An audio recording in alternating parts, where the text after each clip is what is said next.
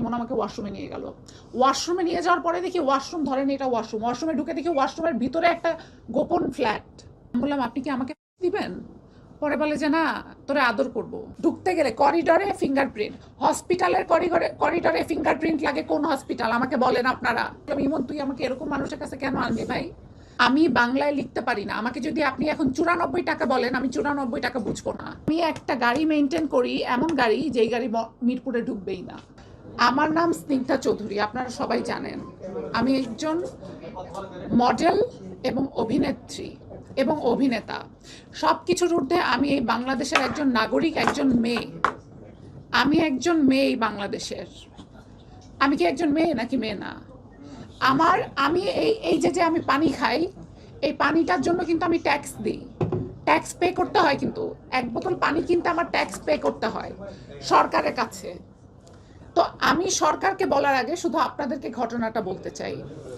গত শুক্রবার আমাকে ইমন নামে একজন ছেলে, যে মডেল কোঅর্ডিনেটর, সে আমাকে বলল যে আপু আসিয়ান গ্রুপের একটা, আসিয়ান গ্রুপ না, আশিয়ান সিটির একটা, মানে দেখেন আমি তাদের নামও জানি না, আশিয়ান সিটির একটা, তারা আপনার সাথে 1 বছরের ব্র্যান্ড এন্ডোর্সমেন্ট করতে চায়।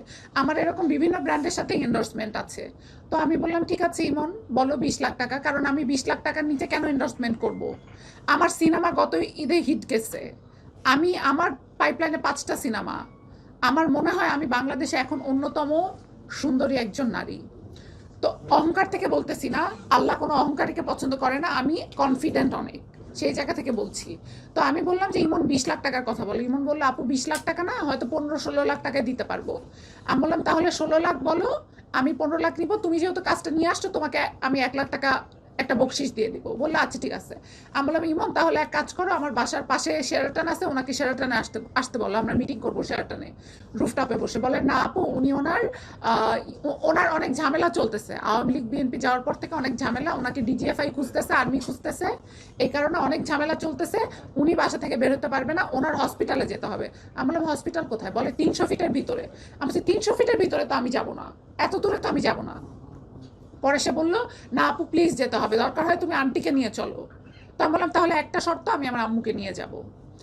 তখন আমি আমার গাড়ি নেইনি, আমি উবার দিয়ে গেলাম। উবার দিয়ে 300 ফিটে গেলাম। উবার দিয়ে 300 ফিটের ভিতরে একটা চিপার মধ্যে একটা পুরো আশিয়ান মেডিকেল করে রাখছে, যেখানে কোনো রোগী নাই, যেখানে কোনো অ্যাম্বুলেন্স নাই, যেখানে কিচ্ছু নাই। এবং সে এমন একটা সুড়ঙ্গ করে রাখছে যেখানে মনে করেন যে ঢুকতে গেলে করিডরে ফিঙ্গারপ্রিন্ট, হসপিটালের করিডরে ফিঙ্গারপ্রিন্ট লাগে। কোন হসপিটাল আমাকে বলেন আপনারা? কোন হসপিটালে লাগে ফিঙ্গারপ্রিন্ট ঢাকা শহরে? সে কে? এরপরে ফিঙ্গারপ্রিন্ট দিয়ে আমি ইমনকে, আমার তখনই খটকা লাগছে। আমি বললাম ইমন এটা কি ফিঙ্গারপ্রিন্ট কেন? ইমন বলল যে আপু ওনাদের প্রাইভেসি আছে, ওনাকে যেহেতু ডিজিএফআই খুঁজতেছে, আর্মি খুঁজতেছে, তাই। আমি বললাম ইমন তুই আমাকে এরকম মানুষের কাছে কেন আনলি ভাই? পরে বলে আপু কথা বলে চলে যাবো, ভদ্র মানুষ। উনি নামাজ কালাম পড়ছে, উনি ভদ্র মানুষ, ওনাকে সমস্যা নাই। তো আমি গেলাম, যাওয়ার পরে উনি আমাকে, আমার মাকে এবং ইমনকে পাশের রুমে বসতে দিলেন। আমার যেখানে আমি প্রাইভেসি ফিল করি না, আমি মানুষ সাথে নিয়ে যাই। এখানে 1-2 জন আমার ভাই ব্রাদার আছে, তারা জানে, আমি তাদেরকেও অনেক সময় ইনফর্ম করি যে আমি এখানে যাচ্ছি, ওখানে যাচ্ছি। আমার ভাই আমার সাথে থাকে, আমার ফ্রেন্ড আমার সাথে থাকে, আমি কখনো বাইরে মুভ করি না। আমার কোনো রিউমার নাই, আপনারা কেউ বলতে পারবেন না আমার একটা রিউমার আছে। আপনারা এতগুলো মানুষ আছেন, আপনারা প্রত্যেকে মুসলমান, আমি শিওর, মুসলমান হন যেই ধর্মের হন, আমার কোনো রিউমার আপনারা কেউ বলতে পারবেন? আপনাদের হাতে আছে?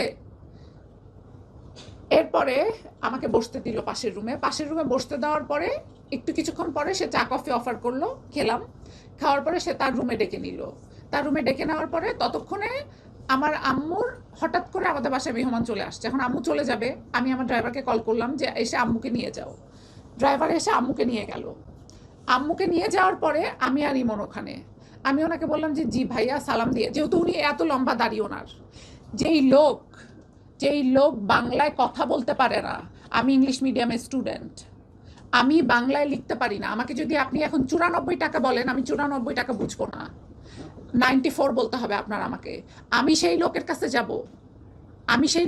যাব? আমি বাংলায় লিখতে পারি না। আমার ক্লাস সম্পর্কে পুরা বাংলাদেশ আমাকে বলে বলিউড, আপনারা বলেন, বলে কি বলে না, আমার পোশাক আশাক আর 10টা নায়িকার সাথে মিলায় উনি মাথা নাড়াচ্ছে, উনি ভালো করে জানে, আর 10 জনের সাথে মিলায় দেখেন। কোথায় ছিলাম আমি? আচ্ছা, আমি ওনার রুমে গেলাম, উনি এখানে বসা, এই চেয়ারে বসা, ওনার একটা চেয়ার, উনি সামনে ইমন বসা, আমি এই পাশে বসা, একটা খ্যাত একটা রুম, হ্যাঁ, এসি পর্যন্ত নাই তার রুমে। কি খ্যাত, কি খ্যাত আমি আপনাকে বলে বুঝাইতে পারবো না। আনএডুকেটেড, ইলিটারেট, ইলিটারেট সোল, যার কথা বলার অ্যাবিলিটি নাই। আই অ্যাম এডুকেটেড, আমি বিএসএস ইন ইকোনমিক্স করেছি, আমি মাস্টার্স করেছি ইকোনমিক্সে। আমার ফ্যামিলি ব্যাকগ্রাউন্ড সম্পর্কে যদি কেউ জানে, হি ইজ ফাকিং ইলিটারেট। আমি যতটুকু জেনেছি, সে আগে মাছ ধরতো, সে আগে মাছ ধরতো, সে জেলে ছিল, জেলে থেকে সে বালি চাপা, বালি দিতে দিতে, বালি ভরাট করতে করতে এবং মানুষের জমি দখল করতে করতে সে আজকে এই জায়গায় আসছে। আমার ফেসবুকে হাজারো মেসেজ আসছে, সবাই আমাকে মেসেজ পাঠাচ্ছে, আমাদের এই জমি দখল করছে, সেই জমি দখল করছে। একটা ভয়েস আপনাদেরকে আমি শোনাবো, একটা ভয়েস আমি আপনাদেরকে শোনাবো, দাঁড়ান, আমি একটা ভয়েস শোনাবো, শুধু কালকে রাতে একটা ভয়েস শোনাবো, দাঁড়ান। ও আমাদের 6 বিঘা জায়গা দখল করে আছে, যতবার আমরা সাইনবোর্ড দিই ততবার ও উঠায় ফেলায় দেয়। কাস্টমার নিয়ে গেলে আমাদের জায়গা ঢুকতে দেয় না, আমাদের ঢুকতে দেয় না, ও লোকজন রেখে ভয় মানে ইয়ে করে, সন্ত্রাসীগিরি করে। ওর তো অনেক কাহিনী আছে। থানাটা আছে, থানার কিন্তু সবকিছু কেনাও, থানার পুলিশ ওকে আগে থেকে সরায় দেয়। আগেও অনেকবার ওয়ারেন্ট নিয়ে আমরা গেছি, ও পুলিশ ওকে সরায় দেয় আগে থেকে, এটা মাথায় রেখেন। এটা একজনের ভয়েস শোনাইলাম, এরকম এরকম হাজার। আমি তো আপনার কাছে নাম ডিসক্লোজ করবে না, আমি তো আপনার কাছে নাম ডিসক্লোজ করব না, আপনি তো আমাকে ভাইয়া এটা বলতে পারেন না এটা কে, আমি তো কারো নাম ডিসক্লোজ করব না। এটা একজন ভুক্তভোগী, এরকম 100 ভুক্তভোগী আছে। এরপরে তার ওখানে বসে থাকলাম, সে আমাকে হঠাৎ করে বলতেছে কি, তরে তো আমি আমি ওই ভাষায় কথা বলতে পারি না, আমি চেষ্টা করতেছি, বলে তরে তো আমি 3 মাস ধরে 6 মাস ধরে খুঁজতেছি। আমি বললাম যে মানে, সরি এক্সকিউজ মি, বলে তরে তো আমি 6 মাস ধরে খুঁজতেছি, ধরেন আমি এইটা, তরে তো আমি 6 মাস ধরে খুঁজতেছি।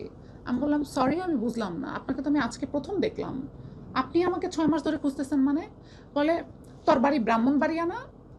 আমি তো আকাশ থেকে বললাম, সারা বাংলাদেশ জানে আমার হোম টাউন রংপুর, আমি উত্তরবঙ্গের। আমি বললাম আমি আম ফ্রম রংপুর। বলে ইংলিশ, একটা মুখের ভাষা খারাপ করে বলছে, ইংলিশ বুঝতে পারছেন কি বলতে পারছে, ইংলিশ ইউজ করো না, সেটা সে খারাপ ভাষায় বলছে। আমি তখন ইমনের দিকে তাকাইলাম, ইমন মাথা নিচু করে আছে, আমাকে বলে তুই আমার থেকে 7 লাখ টাকার পর্দা কিনা নাস নাই? আমি বললাম যে 7 লাখ টাকার পর্দা কিনে নিব? আমার বলে তুই মিরপুর থাকস না? তখন গেছে আমার মাথা ঘুরে, আমি তো বুঝে গেছি যে কাহিনী অন্য। It's been 6 years I'm living in Banani, my house is in Banani. আমি একটা গাড়ি মেনটেন করি, এমন গাড়ি যেই গাড়ি মিরপুরে ঢুকবেই না, হ্যাঁ, যেই গাড়ি মিরপুরে ঢুকবেই না। And it's been 6 years I'm living in Banani in one house. এরপরে আমি ইমনকে বললাম যে ইমন আমার সাথে এদিকে আসো। ইমন আমাকে ওয়াশরুমে নিয়ে গেল। ওয়াশরুমে নিয়ে যাওয়ার পরে দেখি ওয়াশরুম, ধরেন এটা ওয়াশরুম, ওয়াশরুমে ঢুকে দেখি ওয়াশরুমের ভিতরে একটা গোপন ফ্ল্যাট, ওয়াশরুমের ভিতরে একটা সেল, গোপন ফ্ল্যাট, বিছানা টিছানা সবকিছু ওয়াশরুমের ভিতরে। আমি তো দেখে ভাই, আমি তো দোয়া পড়া শুরু করে দিছি, আমি তো শুধু দোয়া পড়তেছি। এরপরে আমি ইমনকে বললাম যে ইমন কি বলতেছে, বলে আপু তোমাকে আমি একটা সত্যি কথা বলি, জেবা টাকিয়া নামে একটা মেয়ে আছে, সি গ্রেডের একটা মডেল, ওই মেয়ের সাথে সে প্রেম করছে, প্রেম করার পরে ওই মেয়ে 1.5 বছরে তার থেকে প্রায় 50-60 লাখ টাকা নামাইছে। জেবা টাকিয়া আমাকে নিয়ে যে পর্দা কিনছে গুলশান থেকে 7 লাখ টাকার, এবং জেবা টাকিয়া ম্যারিড, যে মেয়েটা জেবা টাকিয়া সে ম্যারিড, এবং তার হাজব্যান্ড যখন ব্যাক করছে, তার হাজব্যান্ড যখন ব্যাক করছে তখন সে পুরা ক্লোজ করে দিছে, এইদিকে ক্লোজ করে দিয়ে টাকা পয়সা নিয়ে লোপাট। এ তো এখন জেবা টাকিয়াকে খুঁজে পাচ্ছে না, এ তো জেবা টাকিয়াকে খুঁজে পাচ্ছে না। এখন জেবা টাকিয়া হয়তো বা মানে আমার স্কিনের সাথে ম্যাচ আছে, সে আমার ছবি দেখে ভাবছে জেবা টাকিয়া, এটা জেবা টাকিয়া। তো সে, আমি জেবা টাকিয়া হই, আমি জেবা টাকিয়া না হই, আমি মেয়ে। এরপরে সে যেটা করলো, ইমনকে আমি বললাম ইমন এখন কি করব, বল ইমন আমাকে বলতেছে আপু আমরা তো এখানে ঢুকে পড়ছি, সব ফিঙ্গারপ্রিন্ট, বের হওয়ার কোনো উপায় নাই, ওনাকে ঠান্ডা মাথায় আমাদের এখান থেকে বের হইতে হবে। আমি বললাম আমার প্যানিক অ্যাটাক হচ্ছে ইমন, কিছু একটা করো। বলে যে ওনার সাথে ঠান্ডাভাবে কথা বলে আমি বের করার ব্যবস্থা করতেছি তোমাকে। তো আমি যে বসলাম, আমি যে বসে বললাম, আমি কথা ঘুরাচ্ছি যে ভাইয়া আপনার ব্যবসা কেমন যাচ্ছে, কি যাচ্ছে, এটা সেটা কথা ঘুরাচ্ছি আমি। আমাকে হঠাৎ করে সেই ইমনকে বলে, এই ইমন না তুই বাইরে যা, তুই বাইরে যা, ইমন না তুই বাইরে যা, এই তুই আমার বিয়ে করা বউ না। আমি বলছি যে কি, আমার তো বয়ফ্রেন্ড আছে, আমার বয়ফ্রেন্ডের লোকেরা এখানে আছে, আমাকে স্কট দিয়ে নিয়ে আসছে, আমার বয়ফ্রেন্ডের লোকরা বাইরে ওয়েট করতেছে, স্কট দিয়ে নিয়ে আসছে তারা আমাকে, কালকে রাতে থানায় তারাও আমার সাথে ছিল। আমাকে টাচ করতে পারবে না, আমাকে টাচ করতে পারবে না ওই আশিয়ানের নজরুল। আমি যদি আমার কিছু হয় আমি পুরা দেশকে ডুবাই দিব, এইটুকু শুধু আমি বলে দিলাম। আমাকে ইমনকে বলতেছে, এই ইমন না তুই বাইরে যা, তুমি তো একটা মেয়ে, তুমি শুনো আমার কথাগুলো। ইমনকে বলতেছে, ইমন না তুই বাইরে যা। ইমন বের হয়ে গেছে, তারপরে সে দরজা লক করে দিছে, সব পুরা রুম লক, তার ফিঙ্গারপ্রিন্ট। এরপরে একটা সোফা রাখা, আমাকে বলতেছে ওই সোফায় যেয়ে বসো,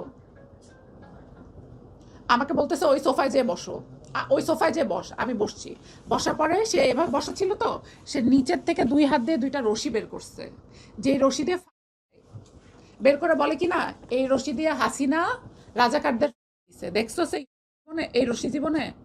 আমি বললাম আপনি কি আমাকে দিবেন? পরে বলে যে না তোরে আদর করব। আমি বললাম যে আপনি আমার সাথে কি, আমি আপনাকে চিনি না, আপনি কে, আপনাকে আমি চিনি না, আপনি কেন এগুলো করতেছেন? পরে বলে ওইখানে বস, নাইলে ওই যে তোমার দেখছো আমি সৌদি থেকে কিনে আনছি, ওইটা দিয়ে তোর গলা দুই হাত নামায় দিব। মাটির নিচে আমার এখানে আমার আশিয়ান হসপিটালের ভিতরে বহুত রাখছি আমি, কেউ খবরও পায় নাই। তোরে কিছু যায় আসে না।